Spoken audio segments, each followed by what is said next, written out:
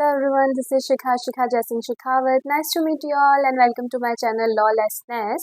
आज स्टार्ट करते हैं चैप्टर 4 से, that is performance of contract. Section 37, obligation to parties of obligation of parties to contract. कि जो पार्टीज होती है कॉन्ट्रैक्ट, उनकी क्या ऑब्लिगेशन होती है. इस सेक्शन को ना हम पहले 3 पार्ट में डिवाइड कर लेते हैं. फर्स्ट पार्ट बोल रहा है पार्टीज इधर परफॉर्म देयर प्रॉमिस और offer to perform their promise. यानी कि या तो पार्टीज परफॉर्म कर दे अपने प्रॉमिस को, या फिर वो सामने वाले बंदे को एटलीस्ट ऑफर दे कि क्या मैं ये परफॉर्म कर दूं. ठीक है, ये चीज जरूरी होती है. तो परफॉर्म करो या तो परफॉर्म करने का ऑफर दो. Unless the performance is excused under law. मतलब कि आप कब उसे परफॉर्म नहीं करोगे या ऑफर नहीं दोगे परफॉर्म करने का, जब आपका जो परफॉर्मेंस है ना वो एक्सक्यूज्ड हो लॉ के अंडर. अब इसका एग्जांपल ले सकते हैं. मेरी एक कंपनी है, मेरा काम है कि प्लास्टिक बैग्स देना है, मतलब प्लास्टिक बैग्स बनाती हूँ मैं. और एक बंदा आया मेरे पास, ABC कोई भी बंदा आया, और उसने मेरे को बोला कि मेरे को ना कितने प्लास्टिक बैग्स चाहिए, 10,000 प्लास्टिक बैग्स चाहिए. मैंने बोला ठीक है. अब कल को जाके प्लास्टिक बैग बैन हो गए, ठीक है, और उस बंदे ने तो मेरे को कह रखा है, तो मैंने उसको बोल दिया कि भाई गवर्नमेंट ने बैन कर दिया, मैं आपको नहीं दे सकता हूँ. तो मेरा जो परफॉर्मेंस क्या हो गया, एक्सक्यूज हो गया कि मैं प्लास्टिक बैग आपको नहीं दे सकती हूँ क्योंकि मेरी कंपनी पे गवर्नमेंट ने बैन लगा दिया. अगर अब मैं करूंगी तो ये इलीगल हो जाएगा, ये अनलॉफुल हो जाएगा. तो मैं क्या हूँ, एक्सक्यूज हूँ परफॉर्मेंस. तो मैं परफॉर्म करने से मना कर सकती हूँ या मैं ऑफर नहीं दूंगी परफॉर्म करने का. ठीक है. और थर्ड पार्ट बोलता है promisor died, his legal representative bind by the contract unless person skills involve. Third part बोल रहा है कि अगर प्रोमिसर की डेथ हो जाती है, फॉर एग्जांपल आज मेरी डेथ हो जाती है, तो मेरे जो लीगल रिप्रेजेंटेटिव होंगे ना, अब उनका काम है कि वो प्लास्टिक बैग उस आदमी को दें. अगर मैं एक्सक्यूज नहीं हूँ तो मेरे जो लीगल रिप्रेजेंटेटिव है ना, अब उनकी जिम्मेदारी है कि वो 10,000 जो मेरे को कॉन्ट्रैक्ट मिला है ना, 10,000 प्लास्टिक बैग देने का, अब मुझे देना पड़ेगा. Unless the person skill involve. मान लीजिए MF हुसैन है, ठीक है, उनको पेंटिंग के लिए किसी ने कॉन्ट्रैक्ट दिया, उन्होंने पेंटिंग बना दी, आधी बनाई और आधी बाकी है, और कुछ रीजन से वो नहीं बना पा रहे हैं या वो अनेबल हो गए, उनकी डेथ हो गई है ना, कुछ रीजन से. तो क्या उनके लीगल रिप्रेजेंटेटिव उनकी जगह वो कंप्लीट कर सकते हैं पेंटिंग? बिल्कुल भी नहीं. क्यों? क्योंकि यहाँ पे पर्सनल स्किल इन्वॉल्व हो रही है. तो सेक्शन 37 बहुत सिंपल बोल रहा है कि पार्टीज को या तो परफॉर्म करना है अपने प्रॉमिस को या ऑफर करना है, अनलेस उनका जो परफॉर्मेंस हो वो एक्सक्यूज्ड हो. जब तक उनका एक्सक्यूज्ड हो तो फिर उनको परफॉर्म करने की कोई जरूरत नहीं है. और अगर प्रॉमिसर की डेथ हो जाती है तो उसकी जगह परफॉर्मेंस कौन करता है? Legal representative. हो गया. Section 38, effect of refusal to accept offer of performance. अगर मैंने सेक्शन 37 के अंदर किसी इंसान को ऑफर किया कि क्या मैं परफॉर्म कर दूं आपका प्रॉमिस, तो फिर और उस बंदे ने मना कर दिया, रिफ्यूज कर दिया एक्सेप्ट करने से कि नहीं नहीं मेरे को अभी परफॉर्मेंस नहीं चाहिए, तो उसके इफेक्ट क्या होंगे सेक्शन 38 बता रहा है. इफेक्ट को 3 पार्ट्स में डिवाइड कर लेते हैं. Promiser not responsible for non performance. Example same वही है, यहाँ पे लेते हैं एग्जाम्पल.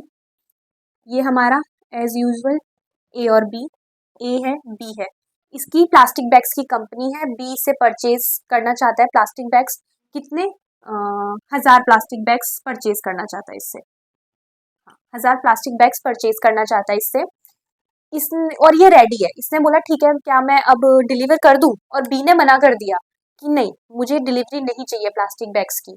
तो अब ए नॉन परफॉर्मेंस के लिए रिस्पॉन्सिबल नहीं होगा क्योंकि उसने तो अपना पार्ट परफॉर्म करने के लिए बोला, बी रेडी नहीं था, तो फिर promiser is not responsible for non performance. अब आप बोलेंगे यहाँ प्रॉमिसर कैसे आया? ए ने ऑफर करने के लिए ऑफर, मतलब ए ने परफॉर्म करने के लिए ऑफर किया, तो जो ऑफर करता है वो प्रॉमिसर, जो ऑफर एक्सेप्ट करेगा परफॉर्मेंस का वो प्रॉमिसी है ना. वैसे ऑफर प्रॉमिसर एंड प्रॉमिसी आया. सेकंड है contract does not become void. ए तो अपने पार्ट पे रेडी है, उसने बैग्स बना भी लिए है ना, और उसका खर्चा भी लग गया है, और वो रेडी कर डिलीवरी के लिए उसने कहा है, तो पक्का उसने ट्रांसपोर्ट का भी कुछ देखा होगा. अब वो अपनी तरह से सारी तैयारी करके बैठा है, कल को जाके बी मना कर दे तो नुकसान तो ए को होगा ना. तो कॉन्ट्रैक्ट एक्ट बोलते हैं कि भाई ए क्यों नुकसान उठाए, तेरी गलती है, तू नुकसान उठा. तो सिर्फ तेरे ना बोल देने से परफॉर्मेंस के लिए पूरा कॉन्ट्रैक्ट वॉइड नहीं हो जाएगा क्योंकि यहाँ ए की कोई गलती नहीं है. Third, promisor obligation is discharged. ए जो कि हमारा प्रॉमिसर है क्योंकि उसने ऑफर किया है परफॉर्म करने के लिए, तो उसके ऑब्लिगेशन डिस्चार्ज हो गए. कल को जाके बी उस पर केस नहीं कर सकता है कि देखो इसने तो मेरे को प्लास्टिक बैग ना दिए ही नहीं, वो डिस्चार्ज है, उसने कहा था क्या मैं परफॉर्म कर दूं, तुमने एक्सेप्ट नहीं किया, तो कल को जाके तुम उसके अगेंस्ट लीगल एक्शंस नहीं ले सकते हो। अब जब आप ऑफर दे रहे हो ना किसी को भी परफॉर्मेंस का, तो उस परफॉर्मेंस के ऑफर के भी कुछ कंडीशंस होते हैं और ये कंडीशन मस्ट भी फुलफिल है, मतलब तीनों कंडीशन है, तीनों फुलफिल होने चाहिए। First, must be unconditional. जब ए बी को ऑफर दे रहा है कि मैंने प्लास्टिक बैग्स रेडी कर दिए जिसपे हमारा कॉन्ट्रैक्ट हुआ था, मैं वो आपको देने रेडी हूँ, बट ना 1000 की बात हुई थी, बट मेरे पास ना सिर्फ 750 हुए हैं, तो उतने ले लो, बाकी मैं आपको बाद में दे दूंगा। नहीं, वो अनकंडीशनल होना चाहिए, जो जैसी कॉन्ट्रैक्ट में बात हुई थी वैसे ही होगी, परफॉर्मेंस के टाइम पे आप आके कुछ एडिशनल कंडीशंस नहीं जोड़ सकते हो। Second, made at proper time and proper place, यानी कि ए और बी किसी शादी में गए, सी की शादी में गए और वहां जाके मिल गए, और ए बोल रहा है कि ठीक है आप ना डिलीवरी ले लो, अभी मैं रेडी हूँ, तो क्या ये कोई प्रॉपर टाइम प्रॉपर प्लेस है, ऑफिस आवर्स है, कुछ भी है नहीं, तो proper time and proper place पे वो ऑफर मेड होना चाहिए।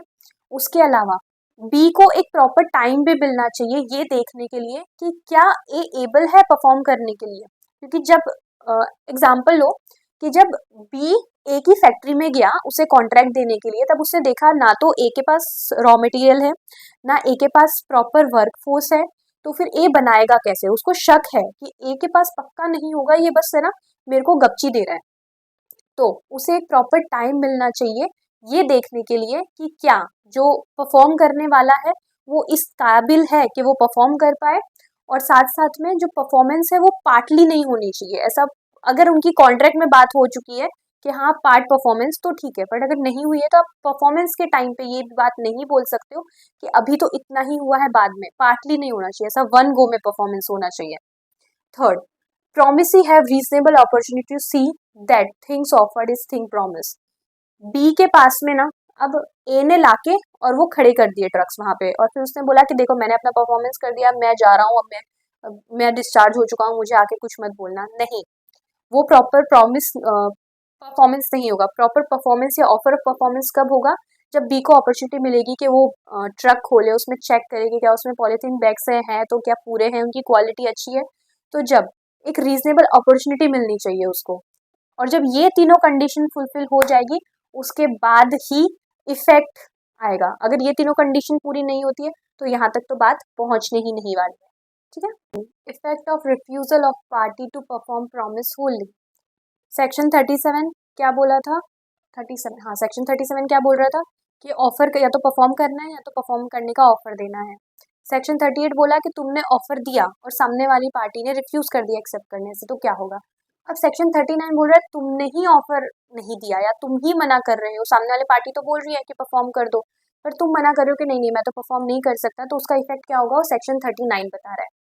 If a party refuse to perform और disable himself from performing his promise entirely, अगर कोई पार्टी है ए और बी, और ए ने ए को परफॉर्म करना है, बी को परफॉर्मेंस एक्सेप्ट करना है, ए ने या तो रिफ्यूज कर दिया कि मैं परफॉर्म नहीं करूंगा, या फिर वो डिसेबल हो गया किसी रीजन से, या वो नहीं कर पा रहा है परफॉर्म, तो अदर पार्टी में एंड द कॉन्ट्रैक्ट, तो अदर पार्टी के पास दो ऑप्शन है कि या तो वो कॉन्ट्रैक्ट को एंड कर दे कि हाँ ठीक है आज से हमारे बीच में सारे रिश्ते खत्म, सारा कॉन्ट्रैक्ट खत्म, कुछ नहीं, unless he show by words और conduct that he wants to continue, या फिर वो अपने वर्ड्स या कंडक्ट से ये चीज शो करे कि ये चीज होने के बाद तुमने रिफ्यूज कर दिया, उसके बाद भी तुम रिक्वेस्ट करो कि नहीं नहीं आप प्लीज कर दो, या उसने आधा परफॉर्म किया था और आधा ना मना कर दिया था कि नहीं आधा तो मैंने कर दिया है बाकी मैं नहीं करूंगा, तो फिर वो क्या बोले कि नहीं, तो जहां से मैं एग्जाम्पल देके समझाती हूँ, हाँ एग्जाम्पल देके मैं तुमको ज्यादा अच्छे से समझाती हूँ कि खुद को समझ नहीं आता।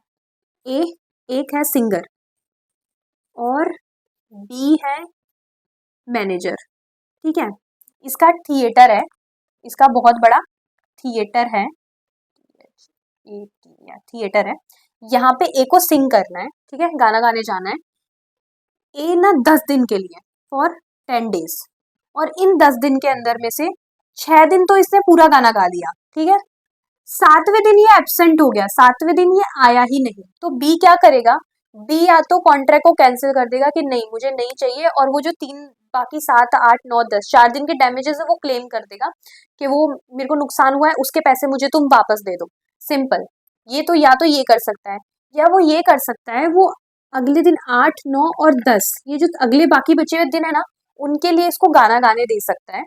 तो अगर वो ये चीज करता है बाय वर्ड्स के, एक काम करो, 7 को तो तुम एब्सेंट रह गए कोई बात नहीं, पर 8, 9, 10 को गाना गाने आ जाओ।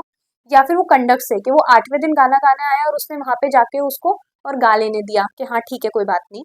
तो तुमने या तो अपने वर्ड से या कंडक्ट से कंटिन्यू करने को कहा है या एक्सेप्ट किया है उसका परफॉर्मेंस। तो तुम कल को जाके फिर ये चीज नहीं बोल सकते हो कि एंड कर दिया, उसके बाद तुम नहीं बोल सकते। या तो तुम ये 7वें दिन पे मना कर दो, है, एंड कर दो। या फिर अगर बाद में एक्सेप्ट किया तो फिर आगे इन फ्यूचर जाके तुम उसको कैंसिल नहीं कर सकते हो कॉन्ट्रैक्ट को। समझ आ गया? अगर एक पार्टी ने रिफ्यूज कर दिया, हाफ में रिफ्यूज कर दिया या पूरी तरह से एंटायरली उसे करने से मना कर दिया, तो अदर पार्टी का कॉल है कि वो एंड करना चाहता है या वो कंटिन्यू करना चाहता है। और अगर उसने चूज किया कंटिन्यू करना, तो वो बाद में फ्यूचर में जाके वापस उसे ऐसा नहीं बोल सकता कि मैं कॉन्ट्रैक्ट कैंसिल कर चुका हूँ। ठीक है। Section 40, person by whom promise is to be performed. जो भी प्रॉमिस है किया है वो कौन परफॉर्म करेगा? अगर कॉन्ट्रैक्ट खुद से बोल रहा है कि जिसने प्रॉमिस किया है वही परफॉर्म कर सकता है, तो वो परफॉर्म करेगा। अगर ऐसा कोई स्पेशल उसमें ज़रूरी नहीं है, स्किल ज़रूरी नहीं है, तो प्रॉमिसर या फिर उसके रिप्रेजेंटेटिव किसी थर्ड पर्सन को भी एम्प्लॉय कर सकते हैं। अगर स्पेशल स्किल रिक्वायर्ड है तो फिर कौन करेगा? Promiser himself. अगर स्पेशल स्किल नहीं रिक्वायर्ड है तो एनीवन। मैं बोल रही हूँ कि मेरे को है ना प्लास्टिक बैग्स की फैक्ट्री है मेरी, मैंने बोला मेरे को प्लास्टिक बैग्स डिलीवर करवाने हैं, मैंने बनवा दिए। अब क्या ज़रूरी है कि मैं खुद ही डिलीवर करके आऊँ, या ये ज़रूरी है कि वो प्लास्टिक फैक्ट्री मेरी डेथ के बाद भी मैं ही चलाऊँ, ख़त्म हो जाएगी? नहीं, मेरे लीगल रिप्रेजेंटेटिव आके चला सकते हैं। वहाँ पे कोई स्पेशल स्किल ज़रूरी नहीं है, मशीन्स है, वहाँ पे एम्प्लॉयज़ हैं, वो सब कर सकते हैं, मेरी ज़रूरी नहीं। पर अगर मैं कोई बहुत अच्छी सिंगर हूँ, जो कि मैं नहीं हूँ, मैं बहुत अच्छा सिंग करती हूँ तो मेरा काम है, मैं बहुत अच्छी पेंटर हूँ और मुझे पेंट करना ज़रूरी है, हाँ। अगर मैं कोई टीचर हूँ और मैं तुम लोगों को पढ़ा रही हूँ यहाँ पे, तो क्या मैं, अगर तुम लोग मुझे पैसे दो पढ़ाने के लिए, तो क्या मैं किसी थर्ड पर्सन को एम्प्लॉय कर सकती हूँ? नहीं, तुम्हारी परमिशन के बिना तो बिल्कुल भी नहीं। तो अगर स्पेशल स्किल की रिक्वायर्ड है तो कौन करेगा? तो पर्सन प्रॉमिस किया है वही परफॉर्म करेगा, एल्स किसी भी और इंसान को एम्प्लॉय किया जा सकता है। Section 41, effect of accepting performance from third person. अगर मान लो, हाँ टीचर वाला एग्जांपल ले लेते हैं, मैं तुम लोगों को यहाँ पे पढ़ा रही हूँ और बाद में मैंने बोला कि आज मेरी तबीयत ठीक नहीं है, तो क्या मैं मेरी जगह किसी और को पढ़ाने बोल दूँ? और तुम लोगों ने एक्सेप्ट कर लिया परफॉर्मेंस को कि हाँ ठीक है कोई और पढ़ाएगा ना आपकी जगह, हमें चलेगा। तो क्या उसके बाद में तुम मना कर सकते हो बाद में जाके कि नहीं नहीं हमें तो नहीं चलेगा? अगर तुमने एक बार थर्ड पर्सन के परफॉर्मेंस को एक्सेप्ट कर लिया तो फ्यूचर में जाके उसे डिनाई नहीं कर सकते हो। बस यही बोल रहा है, 40 बोल रहा है कोई भी परफॉर्म कर सकता है unless and until specific skill जरूरी नहीं हो या कॉन्ट्रैक्ट अपने आप में ये चीज बोलता हो कि जिसने प्रॉमिस किया हो वही परफॉर्म करेगा। और 41 बोलता है कि अगर किसी थर्ड पर्सन का परफॉर्मेंस एक्सेप्ट कर दिया है आज, तो तुम कल परसों तरसों नरसों जाके मना नहीं कर सकते हो। Simple. Section 42, डिवॉल्यूशन of joint liability. जब दो या दो से ज़्यादा लोग मिल के एक साथ प्रॉमिस करते हैं तो लाइबिलिटी उन सबकी हो जाती है। तो इसमें 3 केसेस दे के रखे हैं, 2 और मोर पर्सन प्रॉमिस। अगर 2 या 2 से ज़्यादा लोग साथ में मिलके प्रॉमिस करते हैं, all of them perform jointly, तो ऐसा नहीं होगा कि एक का कुछ ज़्यादा रिस्पॉन्सिबिलिटी होगी और सेकंड की कुछ कम रिस्पॉन्सिबिलिटी होगी। सब इक्वली लाइबल होंगे और सबका काम इक्वली परफॉर्म करना होगा। पार्टनरशिप में मत आ जाना कि इसकी इतनी पार्टनरशिप, उसकी रिस्पॉन्सिबिलिटी की बात कर रही है, परफॉर्मेंस की बात हो रही है, सब इक्वली लाइबल होंगे परफॉर्म करने के लिए।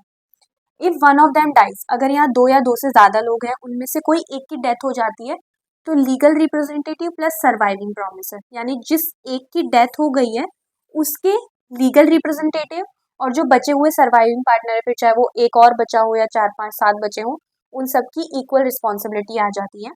थर्ड, ऑल प्रॉमिसर डाइड, जितने लोगों ने प्रॉमिस किया था सबकी डेथ हो जाएगी, तो legal representative of all promiser must perform jointly. तो जितने भी मतलब जितने भी प्रॉमिसर्स होंगे उनके लीगल रिप्रेजेंटेटिव साथ में मिलके परफॉर्म करेंगे, प्रॉमिस परफॉर्म करेंगे। ठीक है।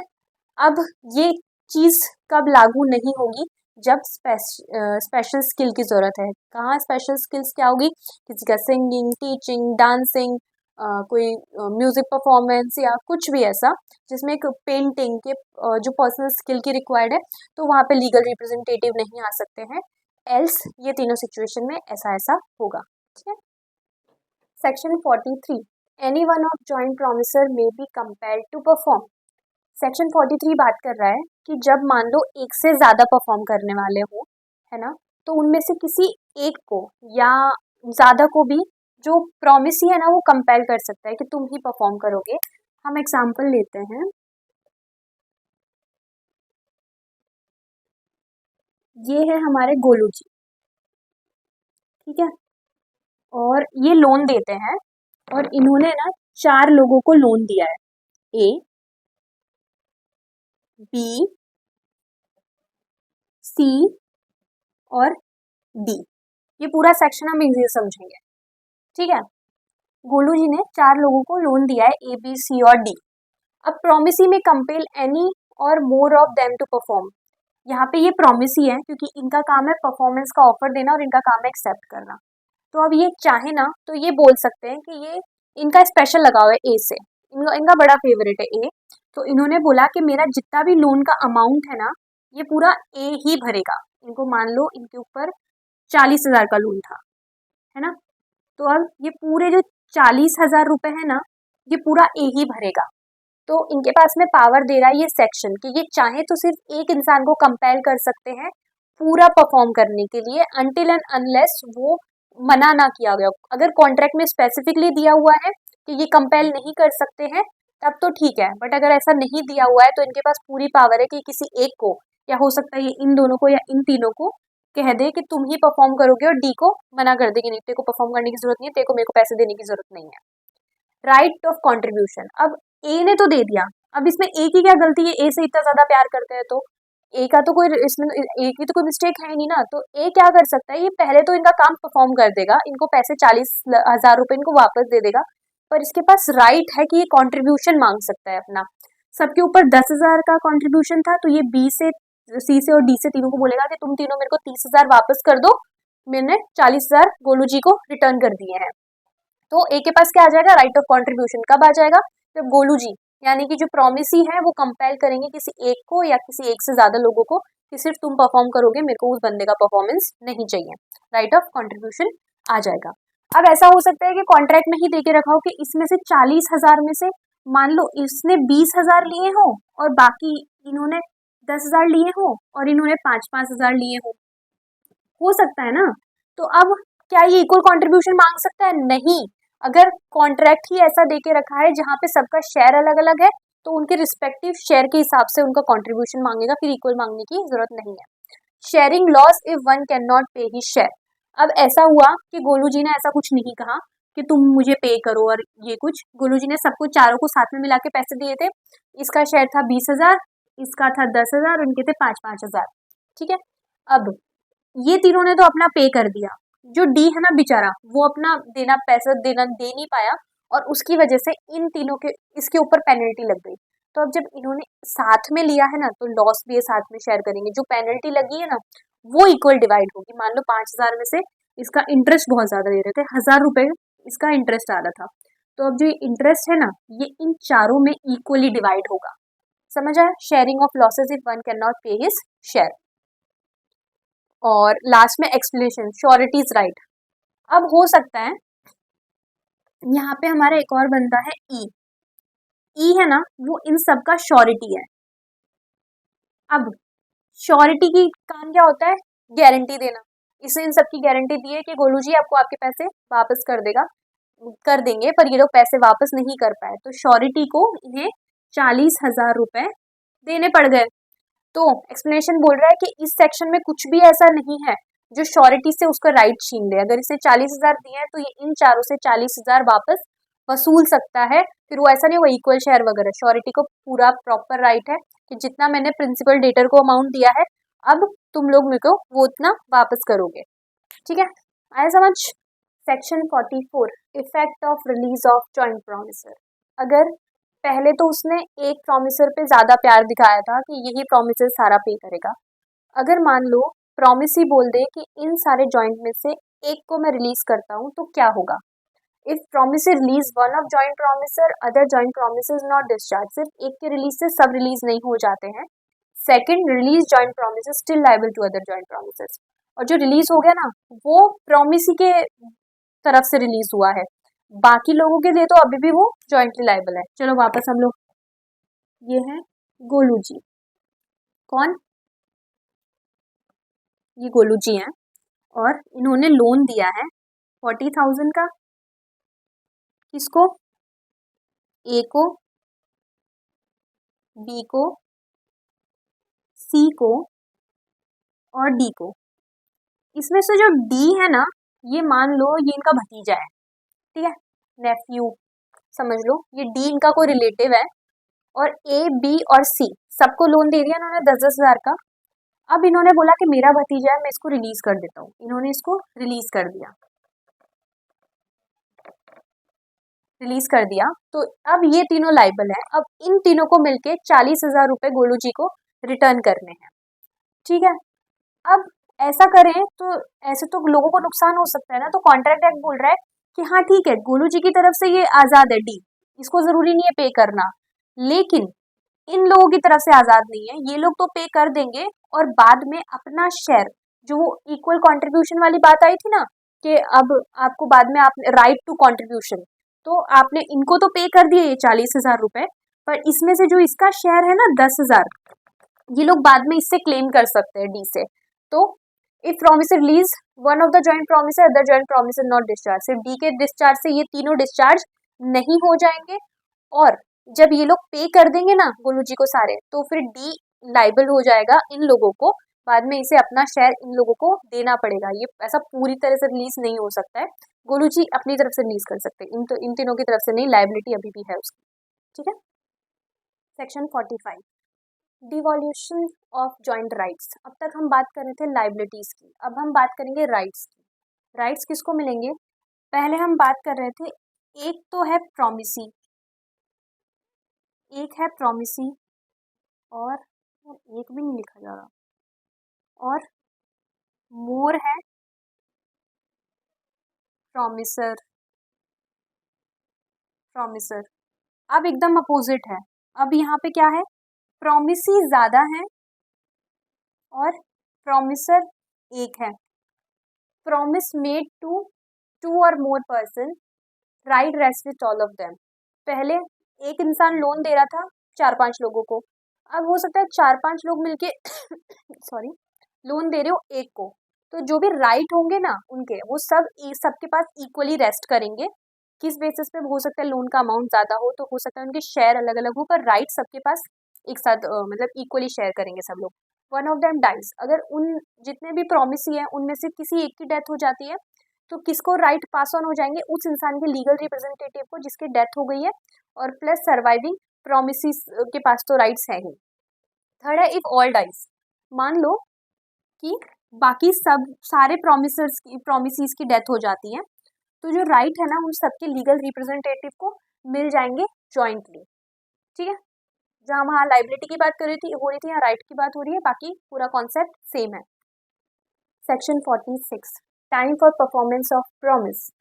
अगर time for performance of promise नहीं दे के रखा हो फॉर परफॉर्मेंस, एंड रिक्वायर्ड भी नहीं हो कि प्रॉमिस ही खुद परफॉर्मेंस के लिए बोलेगा आपको, तो फिर then it must be perform in reasonable time. तो उस परफॉर्मेंस, तब आप प्रॉमिस की परफॉर्मेंस कब करोगे? एक रीजनेबल टाइम के अंदर। अब रीजनेबल टाइम क्या होता है? एक्सप्लेनेशन बता रहा है, टाइम डिपेंड ऑन सर्क्यूमस्टेंसेस, आपके कॉन्ट्रैक्ट का नेचर कैसा है, आपका सामान किस टाइप का है। फॉर एग्जाम्पल, मेरा खेत है, सब्जियां उगाती हूँ मैं, और मैंने सब्जियां निकाल के रखी है, और जो बंदा ट्रांसपोर्ट करने जाता है ना, मैंने उसको बता दिया है कि आज मैंने सब्जियां निकाल के रखी है, इनको मार्केट में जाके बेच के आ जाना, ठीक है, या मार्केट तक ट्रांसपोर्ट कर देना। मैं उसको सब बोल चुकी हूँ, और फिर मैं वहां से चली गई। तो क्या अब वो बंदा 4 दिन बाद या 10 दिन बाद आके वो सब्जियां उठाएगा? क्या वो रीजनेबल टाइम में? नहीं, सब्जी इतने दिन में खराब हो जाएगी। तो इसके मतलब रीजनेबल टाइम सर्क्यूमस्टेंसेस के ऊपर केस टू केस वेरी करता है। अदरवाइज जहाँ पे परफॉर्मेंस ऑफ प्रॉमिस का टाइम नहीं दे के रखा हो, कोई टाइम फिक्स नहीं हो, then it must be perform in reasonable time. और एक और चीज याद रखना कि जो प्रॉमिस है ना वो क्या बोलते हैं, जरूरत नहीं है कि डिमांड ही करे, प्रॉमिस ही, उसके बाद ही आप परफॉर्म करोगे। सेक्शन 47 टाइम स्पेसिफाइड पर परफॉर्मेंस। पहले 46 बोल रहा है कोई टाइम स्पेसिफाइड नहीं है, 46 बता रहा है कि हाँ, सॉरी 47 बोल रहा है कि हाँ टाइम स्पेसिफाइड है। When time for performance is specified in contract and promise is not required to demand performance, और प्रॉमिसी को कोई जरूरत नहीं है कि वो डिमांड करे। ऑलरेडी मैंने लिख के रखा है कि 4 दिन बाद मेरा ये सामान है और इसे मेरे को ट्रांसपोर्ट करवाना है, मैंने प्रॉपर कॉन्ट्रैक्ट बना दिया, लिख दिया। अब मैं जब कॉन्ट्रैक्ट में लिख चुकी हूँ तो क्या मेरे को डिमांड करने की जरूरत है? नहीं। Then promisee perform during usual business hour on day and proper place। Proper place क्या होगी? जहां मेरा फैक्ट्री है वो प्रॉपर प्लेस होगी, और प्रॉपर यूजुअल डे आर क्या होंगे? मान लो मैंने उसको बोला कि 4 तारीख को, आज कितनी तारीख है? आज 22 तारीख है। मैंने उसको बोला कि तुम जाके 24 को डिलीवर कर देना, 24 को डिलीवर कर देना, यानी 24 तारीख को उसको मेरी फैक्ट्री से सामान उठाना है। अब वो मान लो 24 तारीख की 23 तारीख की रात को 12 बजे के बाद 24 लग जाएगी, 2 बजे आके रात को वो बोल फैक्ट्री का दरवाजा खटखटाता है कि लो सामान लोड कर दो। ये कोई बिजनेस आवर्स है? नहीं ना। तो फिर उसको कब परफॉर्म करना है? यूजुअल बिजनेस आवर्स के और प्रॉपर प्लेस के ऊपर। 46 व्हेन टाइम स्पेसिफाइड नहीं है, डिमांड करना जरूरी नहीं है किसका? प्रॉमिसी का, तो रीजनेबल टाइम पे। अगर ऑलरेडी कॉन्ट्रैक्ट में देके रखा है तो जो भी कॉन्ट्रैक्ट में देके रखा है उसके यूजुअल बिजनेस आवर्स के अंदर प्रॉपर प्लेस पे आपको परफॉर्म करना है, ठीक है। Section 48 application for performance on certain day to be at proper time and proper place. अब तक हमने जो पढ़ा था ना उसमें क्या था, आपको पता नहीं, आपके पास या तो टाइम स्पेसिफाइड था या टाइम स्पेसिफाइड नहीं था प्रॉपर, ये कब आपको वो परफॉर्म करना है उसका टाइम नहीं था आपके पास में। लेकिन उसमें क्या चीज़ थी कि आपको दो, चाहे टाइम स्पेसिफाइड हो या टाइम स्पेसिफाइड नहीं हो, आपको एप्लीकेशन की जरूरत नहीं थी, प्रॉमिसी है। अब एप्लीकेशन ऑफ प्रॉमिसी क्या होगा? जब प्रॉमिसी सामने से आपसे डिमांड करे कि आपको रिक्वेस्ट करे कि आप प्लीज ये काम परफॉर्म कर दो, उसे एप्लीकेशन ऑफ परफॉर्मेंस कहेंगे। अब क्या हो रहा है ना, सेक्शन 48 बात कर रहा है कि हमारे पास में प्रॉपर टाइम भी है, प्रॉपर प्लेस भी है, लेकिन मैं कब परफॉर्म करूंगी अपना काम? जब सामने से प्रॉमिसी खुद आके और मेरे को परफॉर्मेंस के लिए बोलेगा। एप्लीकेशन ऑफ परफॉर्मेंस रिक्वायर्ड है। तो अब यहाँ पे प्रॉमिसी की जिम्मेदारी क्या है कि वो जब भी मुझे परफॉर्म करने के लिए एप्लीकेशन देगा, अप्लाई करेगा, डिमांड करेगा, रिक्वेस्ट करेगा मुझे परफॉर्मेंस के लिए, तो जो परफॉर्मेंस का टाइम और प्लेस होना चाहिए ना वो प्रॉपर होना चाहिए, यूजुअल बिजनेस आवर्स होने चाहिए, यूजुअल बिजनेस डेज होने चाहिए, ठीक है, और प्लेस भी प्रॉपर होनी चाहिए। ये सेक्शन 48 बात कर रहा है। सेक्शन 49 बोल रहा है no place is fixed for performance of promise and no application required. अगर कहीं पर ऐसा है कि ना तो प्लेस फिक्स है, अब तक हम लोग टाइम की बात कर रहे थे कि टाइम फिक्स नहीं है, 49 बोल रहा है कि प्लेस फिक्स नहीं है, टाइम तो फिक्स है पर कोई प्लेस फिक्स नहीं है। मुझे पता है कि आज 24 तारीख को मुझे कुछ ट्रांसपोर्ट करना है, लेकिन कहाँ करना है ये मेरे को आइडिया नहीं है, और यहाँ पे एप्लीकेशन की रिक्वायर्ड नहीं है, यानी मेरे को सामने वाले बंदे को मेरे को बोलने की जरूरत नहीं तुम परफॉर्म करो, उसने मेरे को ऑलरेडी। तो अब यहाँ पे किसकी जिम्मेदारी होगी? No place for performance is fixed, performance का प्लेस नहीं है। 24 तारीख को, 24 अप्रैल को मुझे कॉन्ट्रैक्ट परफॉर्म करना है, फिक्स्ड है, बट कहाँ करना है ये क्वेश्चन मार्क है। There is no need for application by promisee, और प्रॉमिसी को मेरे पास सामने से, अगर सेक्शन ये चीज बोल रहा है कि प्रॉमिसी मेरे को सामने से आके बताएगा कि मुझे कब परफॉर्म करना है, तो सारी जिम्मेदारी किसके सर पे? प्रॉमिसी के सर पे। अगर प्रॉमिसी को मुझे नो नीड, अगर प्रॉमिसी को मुझे बताने की जरूरत नहीं है कब परफॉर्म करना है, तो फिर जिम्मेदारी किसके सर पे? मेरे सिर पे। Then it is duty of promisor to apply for proper place. तो अब ये मेरी जिम्मेदारी है कि मैं जाके और प्रॉमिसी के पास पूछूं कि भाई 24 तारीख को मैं तुम्हारा माल तो लोड कर दूंगी, लेकिन अब मैं कहाँ पे करूँ? मतलब यहाँ से उठा के अपने कंटेनर में डाल लूँ, बाद में क्या करूँ? फेंक के आ जाऊँ, गंगा जी में बहा दूँ? नहीं ना। तो ये किसकी जिम्मेदारी है? प्रॉमिसर की जिम्मेदारी है। 48 क्या बात कर रहा है? प्रॉपर टाइम है, प्रॉपर प्लेस है, लेकिन एप्लीकेशन ऑफ परफॉर्मेंस रिक्वायर्ड है, तो जिम्मेदारी किसके सर पे? प्रॉमिसी के सर पे, कि वो प्रॉपर टाइम और प्रॉपर प्लेस में मेरे को बोले। सेक्शन 49 क्या बोल रहा है? प्रॉपर टाइम तुम्हारे पास होगा पर प्रॉपर प्लेस नहीं है और एप्लीकेशन ऑफ परफॉर्मेंस रिक्वायर्ड नहीं है, तो जिम्मेदारी किसके सर पे? तुम्हारे सर पे, कि तुम खुद सामने वाले के पास जाके पूछो कि भाई मेरे को करना है, तो करना कहाँ है, कहाँ लेके जाऊँ तुम्हारा सामान। समझ आ गया? सेक्शन 50 परफॉर्मेंस इन मैनर और एट टाइम प्रिस्क्राइब और सैंक्शन बाय प्रॉमिस। सी, अगर कोई भी परफॉर्मेंस है उसका मैनर, कि वो किस तरीके से होना चाहिए, किस टाइम पे होना चाहिए, किस वे में होना चाहिए, ये सब प्रॉमिसी ने बोल दिया है, तो आपको वही चीज़ फॉलो करनी पड़ेगी, ये बोल रहा है section 15। If the person who suppose to receive the performance किसको रिसीव करना है, प्रोमिसी को रिसीव करना है, और वो ऐसा बोलता है says perform in this way, then promisor must follow that method. तो फिर परफॉर्मेंस किस तरीके से करना है, वो मेथड उसको फॉलो करना पड़ेगा जो प्रोमिसी ने बोल के रखा है। मान लो मैं प्रोमिसी हूँ और सामने वाला बंदा प्रोमिसर है, मैंने उसको बोला मुझे चेक में पैसे चाहिए, तो वो क्या मुझे कैश दे सकता है, नहीं दे सकता, मुझे चेक में चाहिए, मुझे चेक में ही चाहिए। अगर मैंने उसको बोला मेरे को इस टाइम पे काम चाहिए, मैंने कॉन्ट्रैक्ट बना दिया, तो क्या वो टाइम चेंज कर सकता है, नहीं कर सकता है, मैंने जो बोला वही होगा। समझ आ गया, बस इतनी सी बात है। आज का वीडियो यही खत्म होता है। ये हम 2 पार्ट्स में करेंगे परफॉर्मेंस ऑफ कॉन्ट्रैक्ट, बाकी का हम अगले वीडियो में देखते हैं। तब तक have a nice day. Like if you like this video, comment, क्योंकि उंगलियां तो थक जाती होगी ना, इतना कहाँ काम हो रहा है, कहाँ हो रहा है, हमसे कमेंट, तो जो मन करे करो, and bye bye, take care.